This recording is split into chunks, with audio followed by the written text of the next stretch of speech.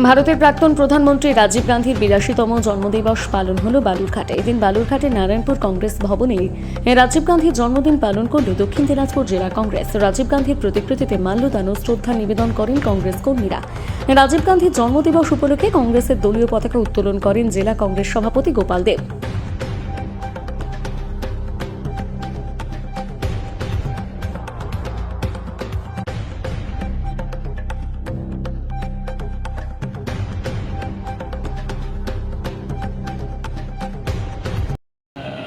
সম্মানীয় রাজীব গান্ধীর ৮২তম জন্মদিন, সেই উপলক্ষে সারা ভারতবর্ষ জুড়ে তার জন্মদিন উদযাপিত হয়েছে।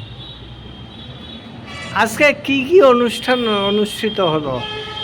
আমাদের অনুষ্ঠান হচ্ছে রাজীব গান্ধী দীর্ঘদিন ধরে তার প্রধানমন্ত্রীত্বের সময় যে কার্যকলাপের মধ্যে দিয়ে ভারতবর্ষের অর্থনীতিকে উন্নত করেছিল, দেশের অগ্রগতি করেছিলেন।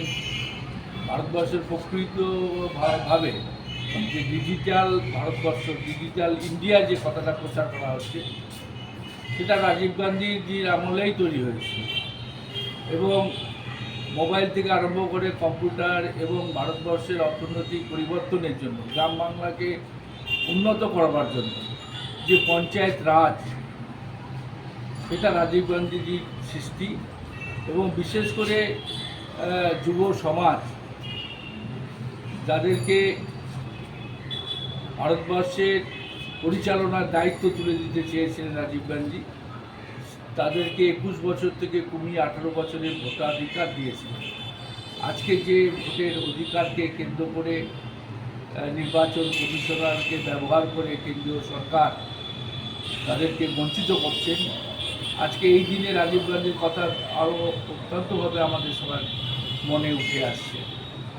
সেই কারণে আজকে রাজীব গান্ধীর স্মৃতিকে আমরা স্মরণ করে এবং মহিলাদের বিশেষ করে পঞ্চায়েতের মধ্যে দিয়ে বা নির্বাচনের পদ্ধতির মধ্যে দিয়ে মহিলাদের যে কাজের অধিকার বা সমাজের উন্নয়নের জন্য যে মহিলাদের যে প্রয়োজনীয়তা, সেটা রাজীব গান্ধী করেছিলেন। তাদের জন্য পঞ্চায়েতের সংরক্ষণের ব্যবস্থা করেছিলেন রাজীব গান্ধী। প্রকৃত অর্থে ভারতবর্ষের গ্রাম বাংলাকে সাথে করে নিয়ে গান্ধীজির যে নীতি, সেই নীতিকে সম্মান জানিয়ে ভারতবর্ষের রাজীব গান্ধী ভারতবর্ষের অর্থনীতিকে নতুন দিশা দেখিয়েছিলেন, ভারতবর্ষের অর্থনীতিকে উন্নত করেছিলেন, ভারতবর্ষের সাথে বিদেশের যে কূটনৈতিক তার উন্নতি ঘটিয়েছিল।